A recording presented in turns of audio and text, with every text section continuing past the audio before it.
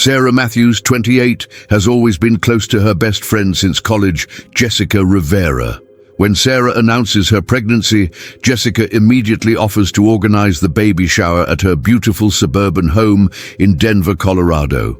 However, Sarah's husband, Michael, has never warmed up to Jessica, often making excuses to avoid social gatherings when she's present.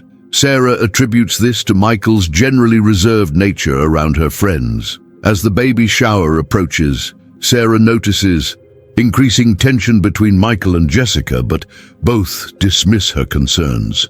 The day of the shower arrives, a picture-perfect autumn afternoon with family and friends gathered in Jessica's backyard, decorated with soft pink and white balloons and flowers.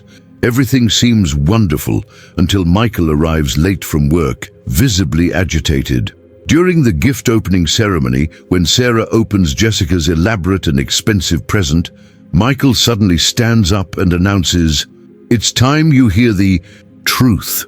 What follows is a revelation that will shatter Sarah's understanding of her closest friendship and force her to reevaluate everything she thought she knew about the people she trusts most. The morning sun filtered through the sheer curtains of Sarah and Michael's modest two-bedroom apartment in the Highlands neighborhood of Denver. Sarah Matthews stood before her bathroom mirror, gently running her hands over her 6-month pregnant belly, still amazed by the life growing inside her. At 28, she had always imagined this moment would feel more certain, more prepared.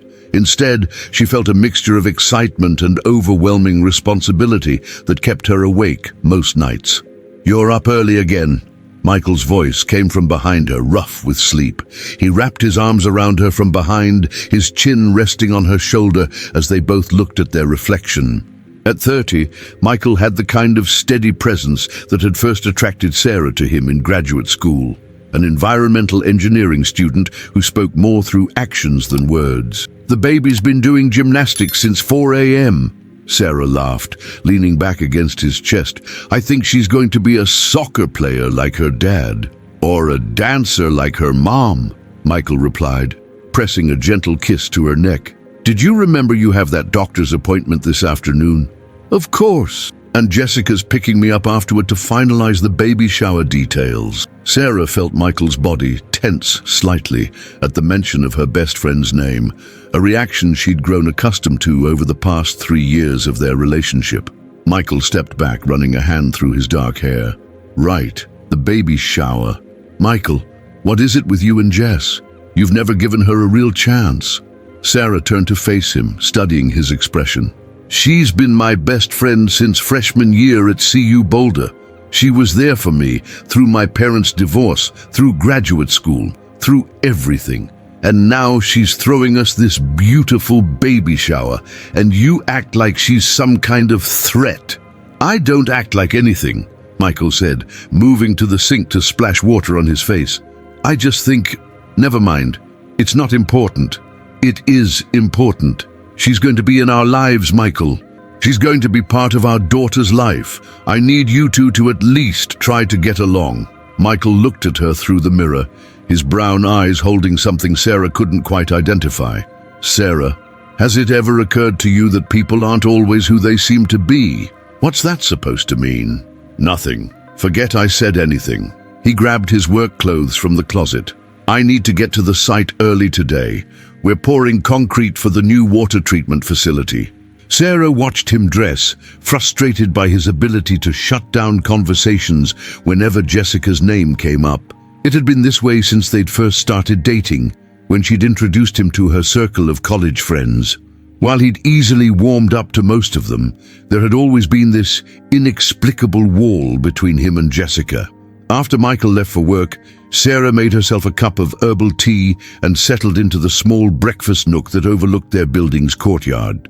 The October air in Denver carried the crisp promise of the approaching winter, and the cottonwood trees were just beginning to show hints of gold. She pulled out her phone and scrolled through the photos from last weekend, when Jessica had taken her to register for baby gifts at Target. Jessica Rivera had been the kind of friend every college student hoped to find, outgoing where Sarah was reserved, confident where Sarah doubted herself, and generous to a fault. Even now, at 29, Jessica had the kind of effortless style and natural charisma that turned heads when she entered a room. She worked as a marketing coordinator for a tech startup downtown and lived in a beautiful townhouse in the Cherry Creek area that she'd bought 2 years ago. Sarah's phone buzzed with a text from Jessica. "Can't wait for our appointment today? I have some amazing ideas for the shower centerpieces. Also, found the perfect outfit for you to wear, something that will show off that gorgeous bump." This was classic Jessica. Thoughtful, enthusiastic, and always going above and beyond, which made Michael's cold attitude toward her even more puzzling and hurtful. At 2 p.m., Sarah sat in Dr. Amanda Chen's office at Presbyterian St. Joseph Hospital, listening to the steady whoosh whoosh of her daughter's heartbeat through the Doppler monitor. Dr. Chen, a warm woman in her early 40s who had delivered hundreds of babies, smiled as she moved the wand across Sarah's belly. "Everything looks perfect, Sarah. Baby's growing beautifully, heart rate is strong, and your blood pressure is good. How are you feeling emotionally? Any anxiety about the approaching delivery?" "Some," Sarah admitted. "It's just, this is all so new. Sometimes I wonder if I'm ready to be responsible for another human being." "That's completely normal. The fact that you're thinking about it seriously means you're already on the right track. Do you have good support at home? How's Michael adjusting to the pregnancy?" "He's wonderful. Protective, maybe a little too much sometimes. He's already baby-proofed half the apartment, and we still have 3 months to go." Sarah laughed, then hesitated. "Doctor, is it normal for pregnancy to make you see relationships differently? Like to notice things about people that you maybe ignored before?" "Doctor." Chen paused in her note-taking. "Pregnancy can definitely heighten your emotional awareness. You might find yourself more sensitive to people's energy, more protective of your space and relationships." "Why do you ask?" "It's probably nothing. Just some tension between my husband and my best friend. They've never really clicked. That can be challenging, especially when you're building your support network for after the baby arrives. Have you talked to both of them about it?" "I've tried. Michael just shuts down, and Jessica, well, she always says she understands that not everyone warms up to her right away. She's actually been incredibly patient about it." Dr. Chen finished her notes and looked at Sarah with the kind of gentle directness that made her a good doctor. "Trust your instincts, Sarah. Pregnancy doesn't just prepare your body for motherhood, it often sharpens your intuition as well. If something feels off, it's worth paying attention to." "Oh."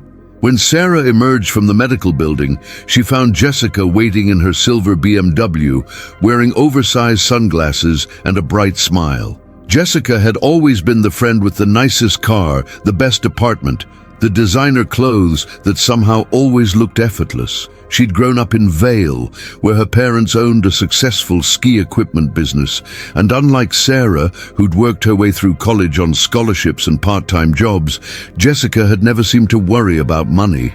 "How did it go?" Jessica asked as Sarah settled into the passenger seat. "Is our little princess doing well? Perfect heartbeat, perfect size. Dr. Chen says everything looks great." Sarah buckled her seatbelt around her belly. "I can't believe the shower is this Saturday. Are you sure you're not overwhelmed with all the planning? Are you kidding? This is the most fun I've had in months. Wait until you see what I put together. It's going to be absolutely magical." Jessica pulled into traffic, navigating downtown Denver's busy streets with practiced ease. "I've invited 32 people, including your mom, your sister, both your aunts, and all our college friends who are still in the area. The caterer is bringing a 3-course brunch menu, and I found the most adorable pink and white theme decorations." "Jess, this sounds incredibly expensive. You have to let Michael and me pay for some of this." "Absolutely not. This is my gift to you and the baby. Besides, you know I love throwing parties." Jessica glanced at Sarah with affection. "You've been such an amazing friend to me over the years. remember when I went through that awful breakup with David's senior year? You literally moved into my dorm room for 2 weeks to make sure I was eating and going to class. Sarah smiled at the memory. That's what friends do. Exactly. And now it's my turn to take care of you. Jessica pulled into the parking lot of an upscale maternity boutique in Cherry Creek, which is why we're finding you the perfect outfit for Saturday, something that makes you feel as beautiful as you are. For the next hour, Jessica patiently helped Sarah try on different dresses and outfits, offering gentle encouragement and honest opinions. She had an eye for style that Sarah had always envied, and by the time they left the store, Sarah felt more confident about her changing body than she had in weeks. "You're going to look stunning on Saturday," Jessica said as they drove back towards Sarah's apartment. "Michael won't be able to take his eyes off you." "Speaking of Michael," Sarah said carefully, "he's been distant about the shower. I think he feels left out of all the planning." Jessica was quiet for a moment, her perfectly manicured hands gripping the steering wheel a little tighter. "Sarah, can I ask you something? Has Michael ever said anything specific about me? About why he doesn't seem to like me?" "No, nothing specific. He just gets quiet whenever your name comes up. It's frustrating because I can't fix something if I don't understand what's wrong." "Maybe it's just personality differences," Jessica said, but her voice carried a note of something Sarah couldn't identify. "Some people just don't click, you know? It doesn't mean anything's wrong with either of us." They pulled up in front of Sarah's building, and Jessica turned off the engine. The afternoon sun cast long shadows across the courtyard, and somewhere in the distance, Sarah could hear children playing in a nearby park. "Jess, you don't think... Michael wouldn't have any reason to be jealous of our friendship, would he?" Jessica looked genuinely surprised. "Jealous? Why would he be jealous?" "I don't know. Maybe he feels like I confide in you about things I don't share with him." "Sarah, you're married to him. You're having his baby. I'm just your friend." Jessica reached over and squeezed Sarah's hand. "But if my being in your life is causing problems in your marriage, maybe I should step back after the baby shower." "No," Sarah said quickly. "No, that's not what I want at all. I want everyone I love to get along." "I know you do. And maybe after Saturday, after the baby comes, things will settle into a new rhythm. Michael will see that I'm not a threat to your family. I'm just someone who cares about you both." After Jessica drove away, Sarah stood in the courtyard for a few minutes, watching the play of light and shadow through the trees. Dr. Chen's words echoed in her mind, "Trust your instincts." But what were her instincts telling her? That something was wrong, or that she was overthinking a simple personality conflict? When Michael came home that evening, covered in concrete dust and exhaustion, Sarah tried once more to bridge the gap between the two most important people in her life. "How was work?" she asked, helping him out of his work shirt. "Long. We hit some complications with the foundation pour." He looked at her new dress hanging in the closet. "I see you went shopping with Jessica. She helped me find something for the shower. Michael, she really is trying to include you in everything. She asked about you today, wanted to make sure you felt comfortable with all the arrangements." Michael paused in the act of washing his hands at the kitchen sink. "She asked about me. She cares about both of us, about our marriage. She even offered to step back from our friendship if she thought it was causing problems between us." Something flickered across Michael's face, an expression Sarah had never seen before. "She said that? Yes. See? She's not trying to come between us. She just wants to be a good friend." Michael dried his hands slowly, staring out the kitchen window at the darkening sky. "Sarah, what if I told you that friendship isn't always what it appears to be? That sometimes people have motivations we can't see?" "I'd say you're being paranoid. Jess has been nothing but supportive and generous. Look at everything she's doing for the baby shower." "Right, the baby shower." Michael turned to face her, and in his eyes, Sarah saw something that looked almost like pity. "Saturday's going to be quite a day." "What's that supposed to mean?" "Nothing. I'm looking forward to it being over." That night, as Sarah lay in bed listening to Michael's steady breathing beside her, she found herself staring at the ceiling and thinking about the strange undercurrents she'd been sensing lately. There were the looks that passed between Michael and Jessica when they thought she wasn't watching. Not friendly looks, but something more complex and charged. There were Jessica's perfectly timed comments that somehow always made Michael seem unreasonable or antisocial, and there was Michael's growing tension, as if he were carrying a secret that was becoming too heavy to bear. She placed her hands on her belly, feeling the baby's gentle movements in response to her touch. "What do you think, little one?" she whispered. "Are Mommy's instincts trying to tell her something, or is she just being hormonal?" The baby gave a particularly strong kick, as if in response, and Sarah smiled despite her worries. Whatever was happening between Michael and Jessica, they would figure it out. They had to, because in 3 months, she would have a daughter who deserved to grow up surrounded by love, honesty, and the kind of relationships that made the world feel safe and predictable. Outside, the first October snow began to fall, dusting the cottonwood trees with white and signaling the approach of a Denver winter. Sarah drifted off to sleep, unaware that by Saturday evening, the carefully constructed world she thought she knew would be completely transformed. The week leading up to the baby shower passed in a blur of final preparations and mounting tension that Sarah couldn't quite put her finger on. She found herself paying closer attention to the subtle interactions between Michael and Jessica, and what she observed left her more confused than ever. On Tuesday evening, Jessica stopped by their apartment to drop off some decorations she wanted to store there overnight. Michael was in the living room working on his laptop when Jessica knocked. Sarah watched from the kitchen as he opened the door, and the moment they made eye contact, the temperature in the room seemed to drop 10 degrees. "Hello, Michael," Jessica said, her usual bright smile dimming slightly. "Jessica." His voice was flat, professional. "Sarah's in the kitchen. Actually, I was hoping to talk to both of you." Jessica stepped inside, carrying a large box of what appeared to be party supplies. "I wanted to go over the timeline for Saturday so everyone's on the same page." Michael closed his laptop with more force than necessary. "I'll be there for the time Sarah wants me there. Of course, I just thought it might be nice if you could arrive a little early to help with setup. You know, be part of the process." Sarah emerged from the kitchen, wiping her hands on a dish towel. "That's a great idea, Jess. Michael, you could help move tables or—" "I have to work Saturday morning," Michael interrupted. "Emergency call for the water treatment plant.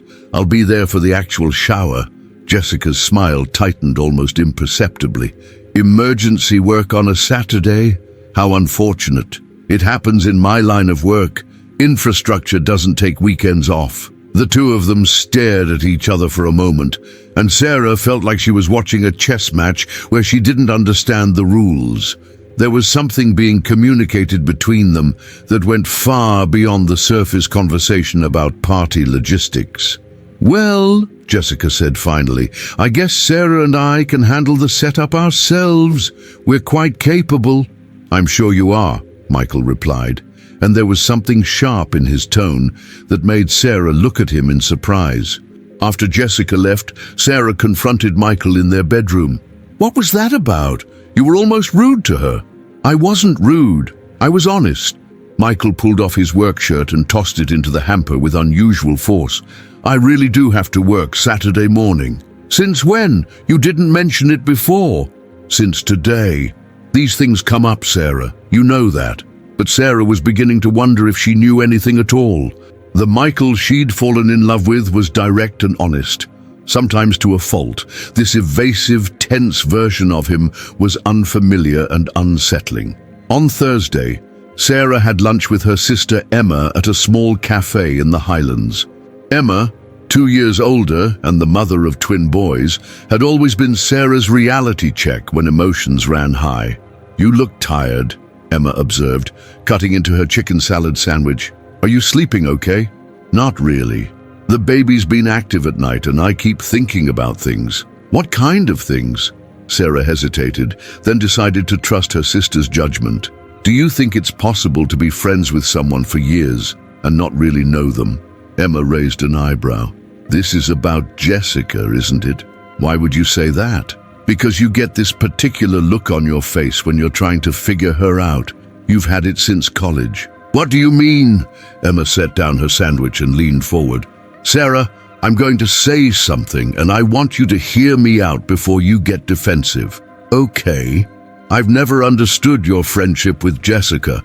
Not because she's not nice or successful or fun to be around. She is all those things, but there's something about the way she operates that's always bothered me. Sarah felt her defensive instincts rise. Like what? Like the way she always seems to be in competition with you, even when there's nothing to compete about. Remember your college graduation? She threw that huge party for you, which was lovely, but then spent the entire evening talking about her job offer in New York and how hard it was to decide whether to stay in Denver. It was your day, but somehow it became about her choices. She was just excited about her opportunities, and she stayed in Denver, didn't she? She did. Right around the time you and Michael got serious. Emma paused. Sarah, has it ever occurred to you that Jessica's major life decisions seem to revolve around staying close to you? Sarah stared at her sister.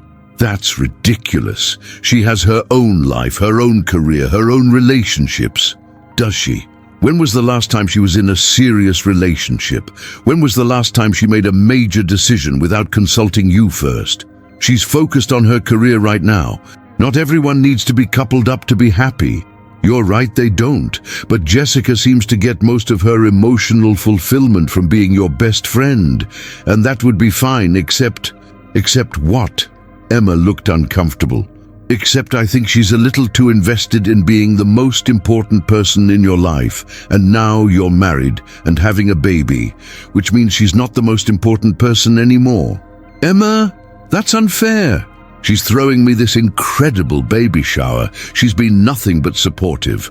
I know, and maybe I'm wrong. Maybe I'm seeing things that aren't there because I've never particularly liked her. Emma reached across the table and took Sarah's hand. But you asked if it's possible to be friends with someone for years and not really know them. And my answer is yes, absolutely. Sometimes we see what we want to see, especially when someone is very good at showing us exactly that. That evening, Sarah found herself really looking at the photos Jessica had sent throughout the week, documenting the shower preparations. Jessica's townhouse was decorated like something from a magazine, elegant, expensive, and clearly designed to impress. But as Sarah scrolled through the images, she noticed something that made her pause. In every photo, there were small details that seemed specifically chosen to highlight the differences between Jessica's life and Sarah's. The champagne, flutes that Sarah wouldn't be able to use because she was pregnant, the elaborate floral arrangements that probably cost more than Sarah's monthly grocery budget, the designer decorations that seemed to emphasize Jessica's financial independence versus Sarah's more modest circumstances. Was Sarah reading too much into party planning choices, or was Emma right about Jessica's competitive streak? On Friday evening, Michael came home from work with an unusual tension in his shoulders. He kissed. Sarah, hello? But she could feel the distraction in his touch. How was your day? She asked, watching him pace around their small living room like a caged animal. Fine, busy. He stopped at the window and stared out at the courtyard. Sarah, about tomorrow. What about it? He turned to face her, and she saw something in his expression that made her heart skip. I need you to know that whatever happens, whatever you hear, I love you. I love our daughter. And everything I've done has been to protect our family. Michael, you're scaring me. What are you talking about? I'm talking about the fact that some truths are harder to tell than others, and some people... He paused, running his hands through his hair. Some people aren't who they pretend to be. If you're talking about Jessica again, I'm talking about reality, Sarah. About the difference between what someone shows you and who they really are. He crossed the room and took her hands in his. Tomorrow at the shower, things might come out that are going to be hard to hear, but I need you to trust me. Can you do that? Sarah looked into her husband's eyes and saw pain there and something else. A kind of protective determination that reminded her why she'd fallen in love with him in the first place. Michael, if you know something, If there's something I should know, why can't you just tell me now? Because you wouldn't believe me. Not coming from me, but if you hear it from someone else, see it for yourself." He brought her hands to his lips and kissed them gently. "Just remember that I love you, and that everything I've done has been to keep you safe." That night, Sarah lay awake until nearly 3 a.m., her mind racing through conversations and interactions she'd had with Jessica over the past few months. Little things that hadn't seemed significant at the time now took on new weight in her memory. The way Jessica had been almost too eager to throw the baby shower, insisting on handling every detail herself. The comments she'd made about Michael's reserved nature that somehow always made Sarah feel like she needed to defend or explain his behavior.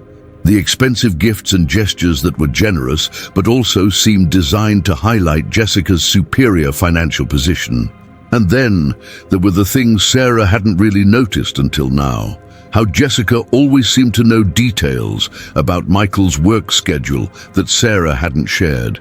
The way Jessica's mood seemed to shift subtly whenever Sarah talked about her marriage in positive terms. The fact that Jessica had never brought a date to any of the gatherings they'd attended as a group, despite being attractive, successful, and outgoing. As the clock crept toward dawn, Sarah realized that her sister might be right. She might not know Jessica as well as she thought she did, and based on Michael's ominous words, she was about to find out just how much she'd been missing.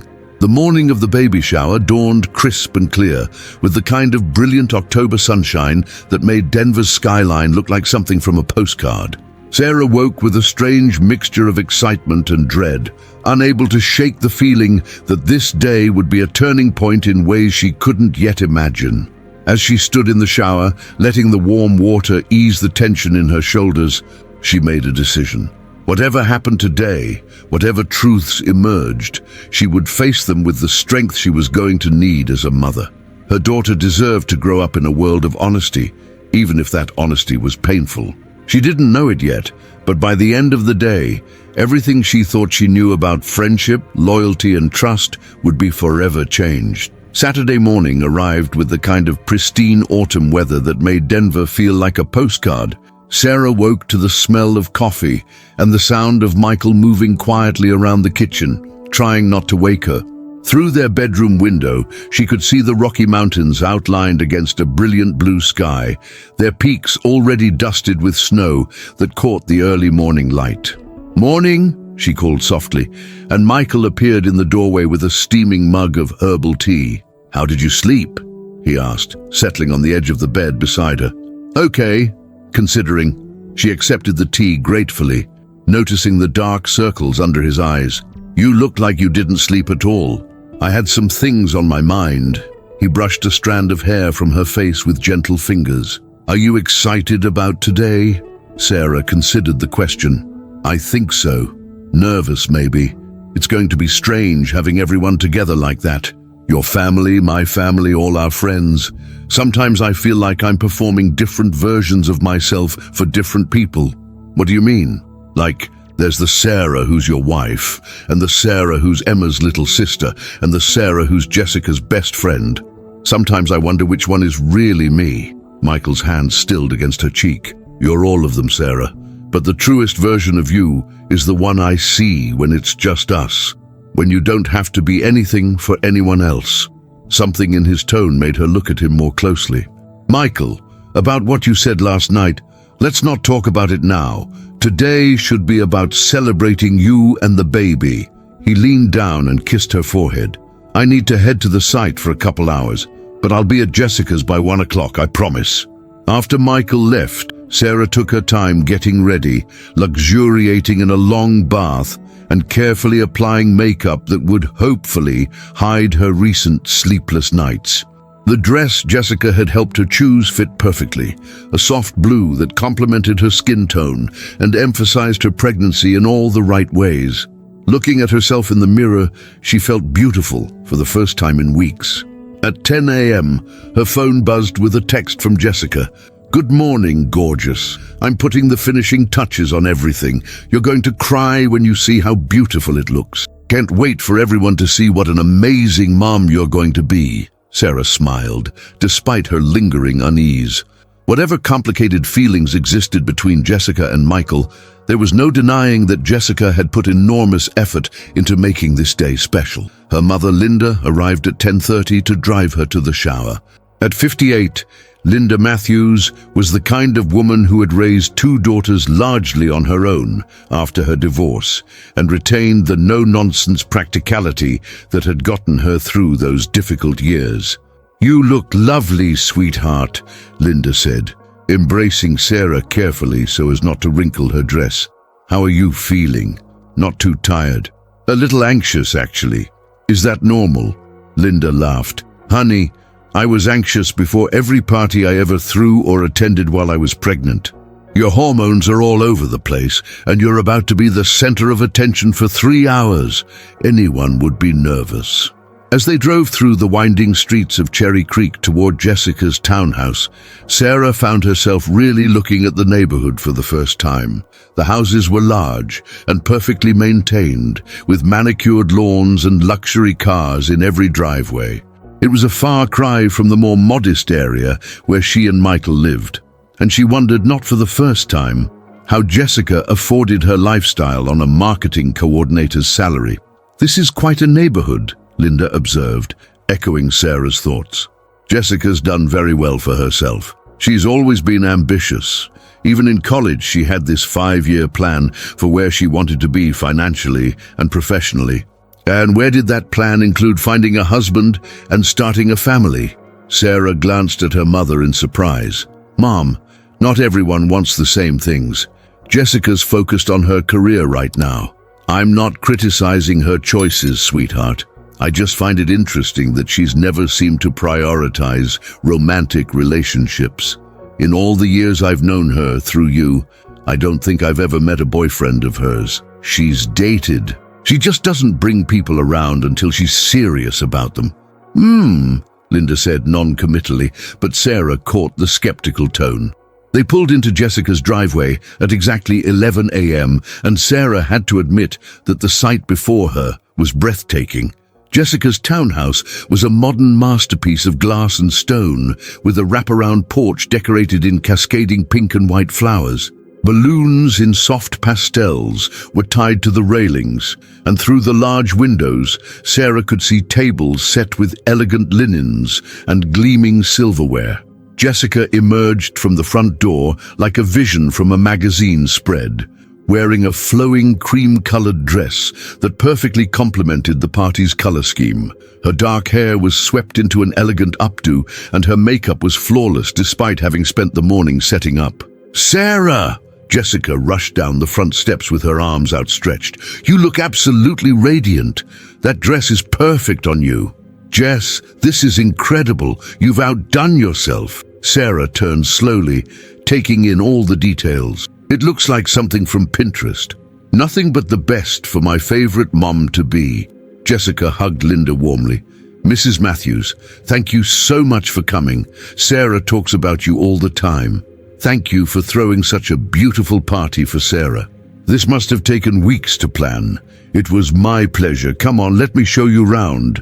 For the next hour, as guests began to arrive, Sarah felt herself relaxing into the joy of the occasion. Her college friends mingled with her family members, everyone exclaiming over the decorations and the elaborate brunch spread Jessica had arranged. The backyard had been transformed into an outdoor paradise, with string lights overhead and comfortable seating areas that encouraged conversation.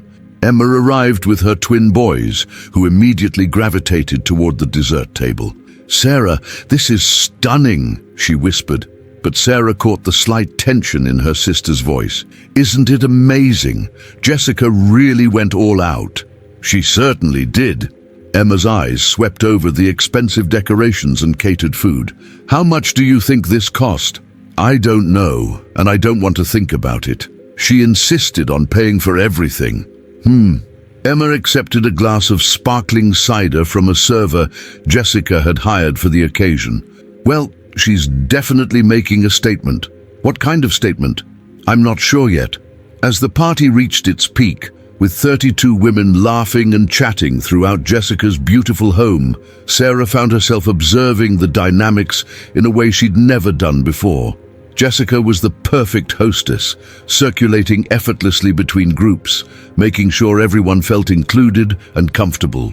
But Sarah noticed that Jessica always seemed to position herself as the expert on Sarah's life and preferences. "Oh, Sarah won't eat that. She's been having terrible morning sickness," Jessica told the caterer when they offered Sarah a particular appetizer. "Sarah's always been sensitive to strong scents during her pregnancy," Jessica explained to someone admiring the floral arrangements. "So I made sure to choose flowers that wouldn't overwhelm her. Sarah and I have been planning this day for months," Jessica told a group of college friends. "I wanted everything to be exactly the way she dreamed it would be." Each comment was caring and considerate, but they also established Jessica as the person who knew Sarah best, who anticipated her needs, who was most invested in her happiness. It was subtle, but once Sarah started noticing it, she couldn't stop. At 12:45, Sarah's phone buzzed with a text from Michael. "Running a few minutes late. Be there by 1:15. Love you." She showed the message to Jessica, who read it with a perfectly neutral expression. "Men," Jessica laughed, "always cutting it close. But that's okay. We can start opening gifts, and he'll be here for the best part." The gift opening ceremony was elaborate and carefully orchestrated. Jessica had arranged for someone to record the entire process, and she'd positioned Sarah in a throne-like chair that was perfectly lit by the afternoon sun streaming through the windows. As Sarah opened each present, Jessica wrote down who had given what in a beautiful leather-bound book that was itself a gift. The presents were lovely.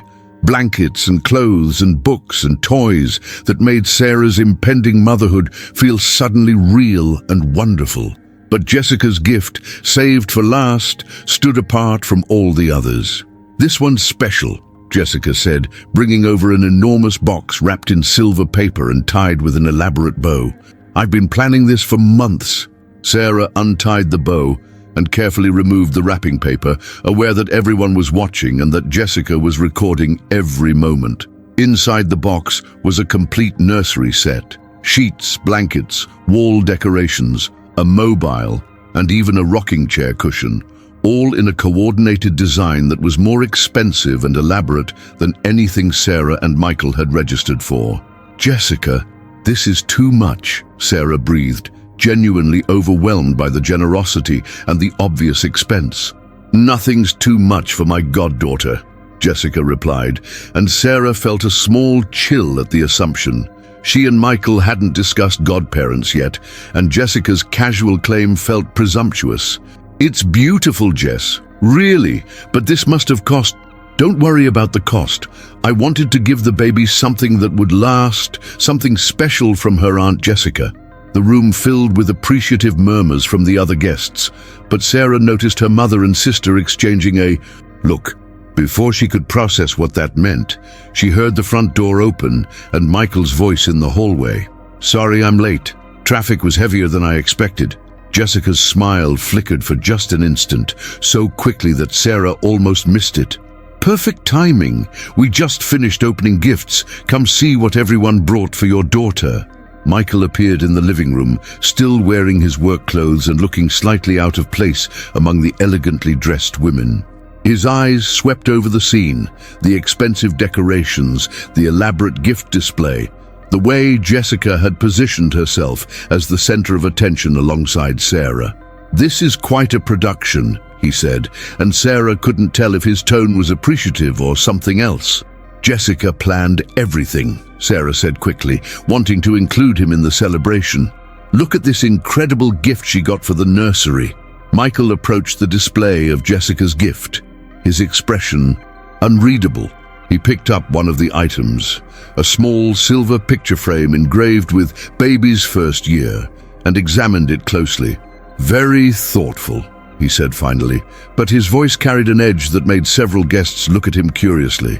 "I thought it would be nice for Sarah to document all the baby's milestones," Jessica said, moving to stand beside the gift display. "First smile, first laugh, first steps, All the moments that make motherhood so special. Yes, Michael said slowly, still holding the picture frame. It's important to document the truth about important moments.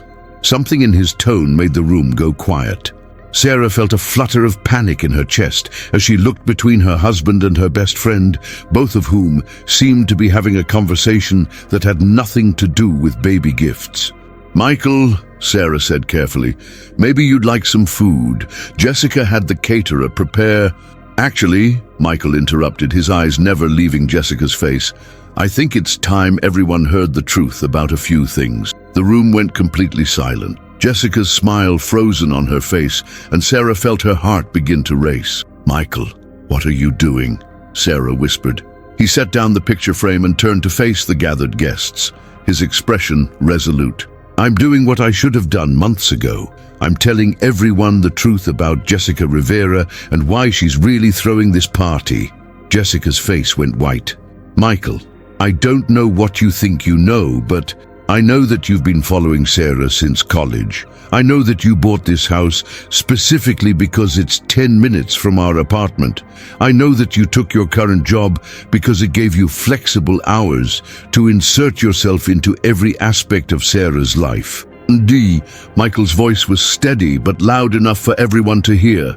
"And I know that you've been sabotaging every relationship Sarah's had before me because you want her all to yourself." The room erupted in shocked murmurs. Sarah stared at Michael in horror, unable to process what she was hearing. "That's insane," Jessica said, but her voice shook. "Sarah, you can't possibly believe—" "I have proof," Michael continued, pulling out his phone. "Photos of you parked outside our apartment at night. Records of you calling Sarah's previous boyfriends and telling them lies to break them up. Even documentation of you applying for jobs at companies where Sarah was interviewing, just to interfere with her opportunities." Sarah felt like the room was spinning. "Michael, stop, please. This is crazy." "Is it?" Michael looked at her with gentle eyes. "Sarah, think about it. Really think. When was the last time Jessica encouraged you to spend time with anyone else? When was the last time she supported a decision you made that didn't include her? When was the last time she had her own life, her own relationships, her own interests that didn't revolve around being your best friend?" Sarah's mind raced through memories, and with horrible clarity, she began to see patterns she'd been blind to for years. Jessica's subtle discouragements whenever Sarah made new friends. The way Jessica always had reasons why Sarah's boyfriends weren't good enough. The convenient emergencies that always seemed to happen when Sarah was developing other close relationships. "You're obsessed with my wife," Michael said to Jessica, his voice carrying a note of disgust.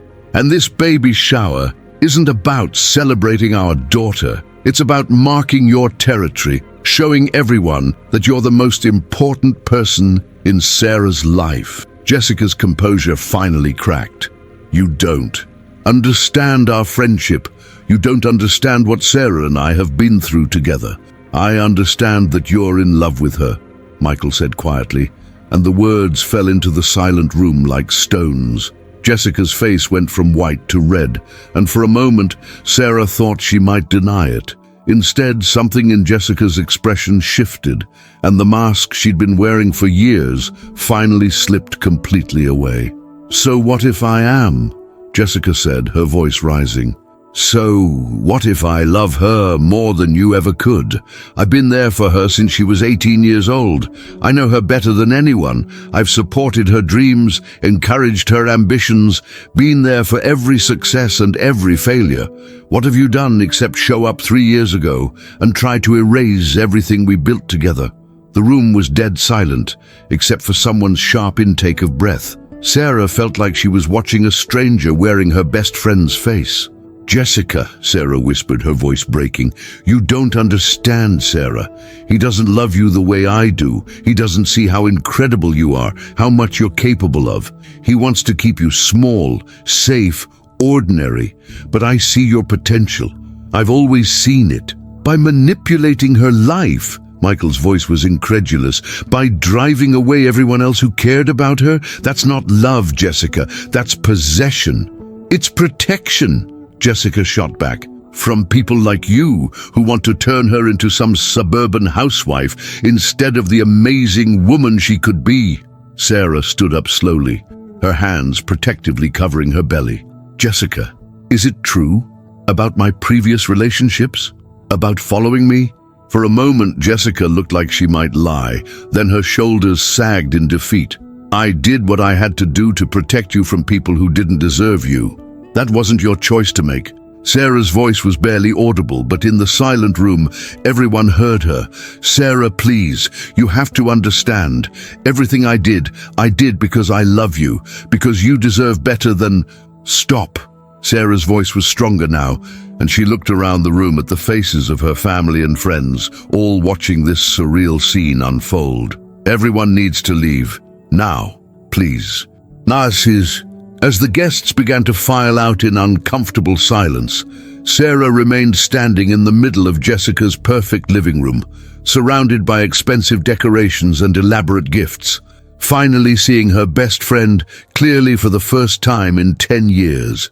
The truth, as Michael had warned her, was indeed harder to hear than she could have imagined. The exodus of guests from Jessica's townhouse felt like watching a funeral procession in reverse. Sarah's mother paused at the door, her eyes full of concern and confusion. "Sarah, honey, do you want me to stay?" Linda asked, glancing uncertainly between her daughter, Michael, and Jessica. "No, Mom. I need to handle this myself." Sarah's voice was steady, but her hands were shaking. "Can you take all the gifts back to our place? I'll call you later."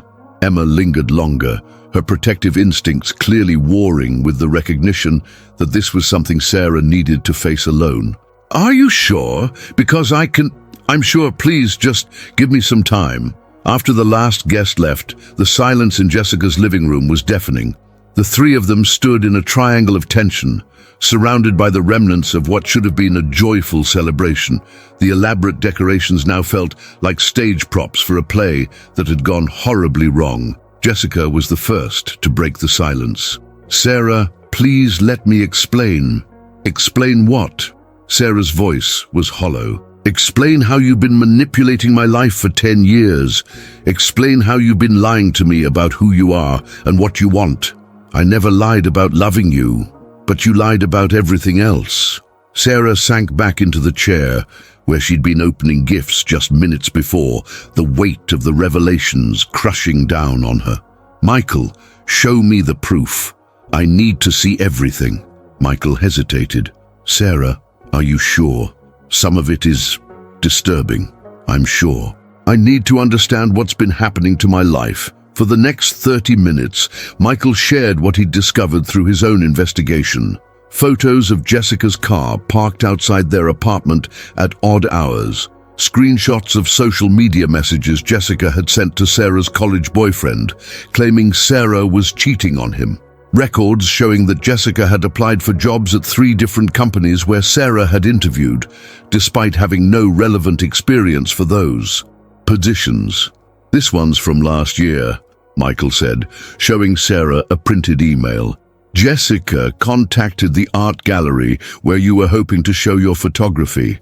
She told them you were reconsidering your artistic direction and suggested they might want to wait before offering you space." Sarah stared at the email, recognizing Jessica's writing style in the polite but damaging message. "I never understood why they stopped returning my calls. I thought maybe my work wasn't good enough." "Your work is beautiful, Sarah, but Jessica couldn't risk you developing a career that might take you away from her influence." Sarah looked at Jessica, who stood frozen by the window, tears streaming down her face. "How long has this been going on?" "I don't know what you mean," Jessica whispered. "Yes, you do. How long have you been sabotaging my life?" Jessica's composure finally shattered completely. "Since sophomore year, since you started dating that economics major who wanted you to transfer to Northwestern with him. I couldn't let you throw your life away for some boy who didn't even appreciate how special you were. So you broke us up. I saved you from making a terrible mistake." "That wasn't your choice to make." Sarah's voice cracked with emotion. "That was my life, my decision, my mistake to make if I wanted to. But you would have been miserable. He was all wrong for you, just like all the others were wrong for you." Michael stepped forward. And what about me, Jessica? Am I wrong for her too? Jessica turned to look at him, and the hatred in her eyes was so pure it made Sarah gasp. You're the worst of all, because you actually might make her happy, and if she's happy with you, she won't need me anymore. The truth of it hung in the air like a toxic cloud. Sarah felt sick as the full scope of Jessica's manipulation became clear. Every relationship that had ended badly, every opportunity that had mysteriously disappeared, every time Sarah had doubted herself or felt isolated, Jessica had been pulling strings behind the scenes. "The baby," Sarah said suddenly, a horrible thought occurring to her. "Is that why you're so involved with the baby? Because you think it will bind us together somehow?" Jessica's silence was answer enough. "You're planning to be involved in my daughter's life so that you'll always have a reason to be in mine." Sarah's voice was flat with realization. "You've already decided you're going to be her godmother, haven't you? You've probably already started planning her first birthday party. I love you, Sarah. I love you in a way that's pure and selfless, and this isn't love." Sarah exploded, struggling to her feet. "This is obsession. This is control. Love doesn't manipulate and deceive and destroy other people's happiness. I made you happy. Before him, before all this domestic nonsense, you were ambitious and creative, and I was lonely," Sarah shouted. "I was lonely because every time I tried to connect with someone else, you found a way to sabotage it. You isolated me and then convinced me that our friendship was enough to fill the void you created." Jessica recoiled as if she'd been slapped. "That's not true, isn't it? When was the last time I had a close female friend besides you? When was the last time I went on a trip or made a major decision without consulting you first? You've been systematically removing everyone else from my life so that I'd be dependent on you for emotional support."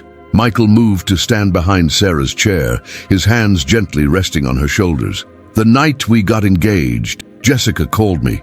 Sarah looked up at him in shock. "What?" "She called to congratulate me, but then she spent 20 minutes telling me all the reasons why marriage would stifle your artistic potential. She suggested that if I really loved you, I'd encourage you to focus on your career instead of settling down." "I was trying to help," Jessica said weakly. "You were trying to break us up, just like you broke up all the others." Michael's voice was hard. "But this time, I did my research. I found the patterns. And I decided that Sarah deserved to know the truth about the person she trusted most." Sarah felt tears burning her eyes as the full weight of the betrayal settled over her. 10 years, Jess. 10 years of my life. How much of it was real?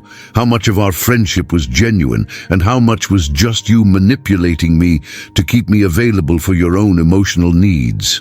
"All of it was real for me," Jessica said, her voice breaking.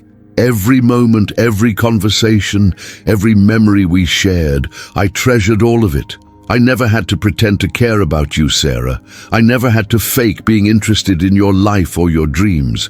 That was always real. But it was all based on a lie. It was all built on you controlling my other relationships and limiting my choices." Sarah wiped tears from her cheeks. "How am I supposed to trust any of my memories now? How do I know which of my feelings were authentic and which were just responses to the isolation you created?" Jessica took a step toward her, but Michael moved protectively closer to Sarah's chair. "Don't," Michael said quietly. "You've done enough damage. Sarah, please, we can work through this. I can change. I can get help. I just need you to give me another chance."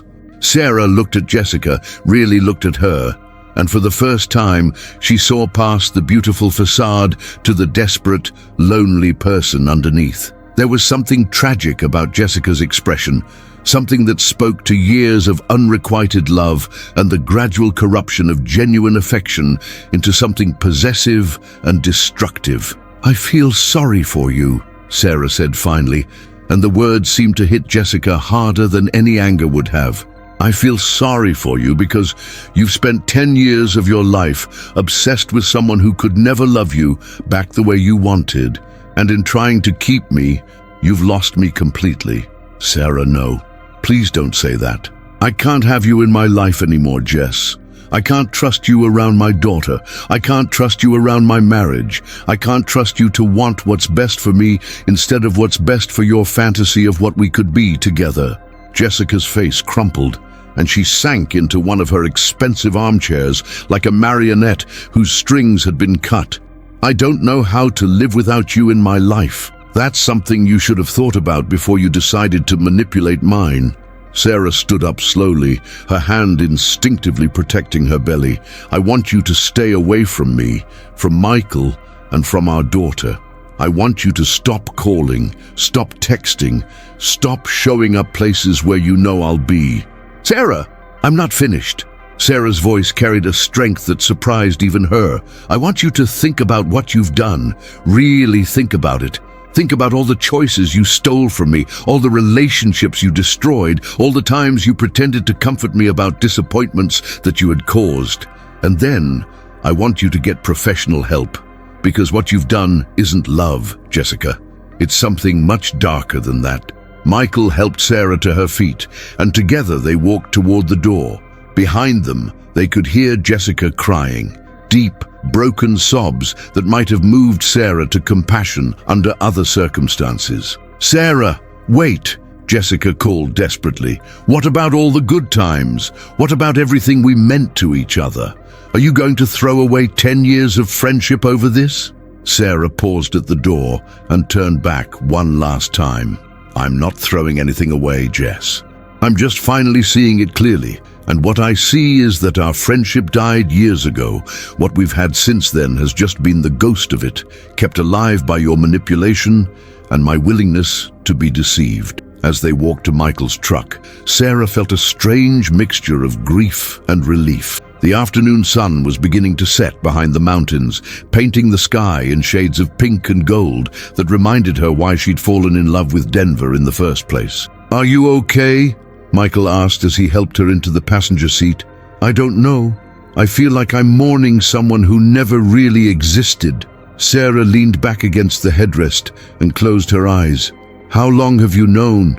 "I suspected something was off from the beginning, but I didn't have proof until about 3 months ago. I hired a private investigator after I caught Jessica going through your phone at that dinner party." "Why didn't you tell me sooner?" Michael started the engine and pulled out of Jessica's driveway, leaving the perfect townhouse and its perfect facade behind them. "Because I knew you'd never believe me. You needed to see it for yourself, hear it from her own mouth. And because—" he paused, glancing at her with love and regret. "Because I was afraid that if I forced you to choose between us, you might choose her." Sarah reached over and took his hand. "I'm sorry you had to carry this alone for so long. And I'm sorry I didn't see what was happening. You trusted someone you loved. That's not something to apologize for." They drove in comfortable silence for a while, watching the city lights begin to twinkle in the gathering dusk. Sarah thought about the baby growing inside her, about the kind of mother she wanted to be, about the importance of surrounding their daughter with people who understood the difference between love and possession. "Michael? Yeah? Thank you for protecting us.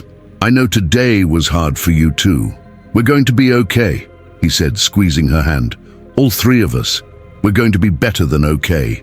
As they pulled into their apartment complex, Sarah saw Emma's car in the parking lot. Through their living room window, she could see her sister and mother arranging the baby gifts they'd brought back from the shower. The sight of family members who loved her without agenda or manipulation brought fresh tears to her eyes. "Ready to go inside?" Michael asked. Sarah nodded, feeling lighter than she had in months, despite the emotional upheaval of the day. "I'm ready." 3 months later, on a snowy January evening, Sarah gave birth to Elena Rose Matthews, a healthy, beautiful baby girl who came into the world surrounded by people who loved her authentically and unconditionally. Michael cut the umbilical cord with tears streaming down his face, and Sarah's mother and sister were the first to hold the newest member of their family. As Sarah nursed her daughter for the first time, she thought about Jessica, not with anger anymore, but with the kind of sadness reserved for relationships that could have been beautiful if they'd been built on truth instead of deception. She hoped Jessica had gotten the help she needed, but she didn't regret the boundary she'd drawn to protect her family. Eleanor's nursery was decorated simply, with handmade quilts from Sarah's mother and wooden toys crafted by Michael's father. It was nothing like the expensive, elaborate nursery set Jessica had given them, which they donated to a women's shelter after Eleanor was born. Instead, it was filled with love that asked for nothing in return, the kind of love Sarah wanted her daughter to understand as normal and healthy. Sometimes, late at night while feeding Elena, Sarah would think about the baby shower that had changed everything. In destroying her illusions about friendship and trust, that day had also freed her to build relationships based on honesty and mutual respect. It had taught her that love without boundaries wasn't love at all. It was a beautiful prison that kept everyone trapped.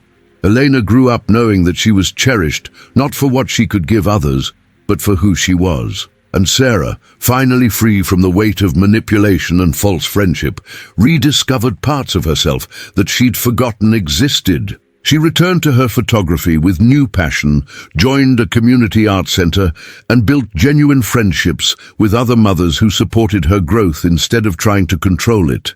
The truth, as painful as it had been to hear, had set them all free.